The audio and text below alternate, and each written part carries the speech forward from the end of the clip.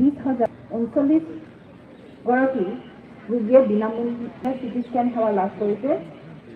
26,09,910 গৰাকী ৰোগীয়ে বিনামূলীয়া এক্সৰে সেৱা লাভ কৰিছে আৰু 98,27,685 গৰাকী ৰোগীয়ে বিনামূলীয়া লেবৰেটৰী সেৱা লাভ কৰিছে।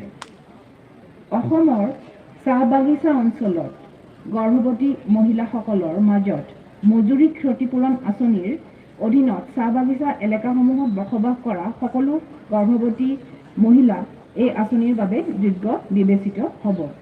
স্নেহস্পৰ্শ আঁচনিৰ অধীনত হাড়ৰ মজ্জা সংগোপন, লিভাৰ সংগোপন, বৃক্ক সংৰোপণ, কৃত্ৰিম হাত ভৰি, তেজৰ কৰ্কট ৰোগ, বিশেষ চকুৰ অস্ত্ৰোপচাৰ, টিউমাৰ, স্নায়ুবিক বিসংগতি আৰু থেলেচেমিয়াৰ নিচিনা অন্যান্য ৰোগৰ চিকিৎসাৰ বাবে প্ৰয়োজন হোৱা অত্যাধিক ব্যয় বহনৰ ব্যৱস্থা কৰিছে।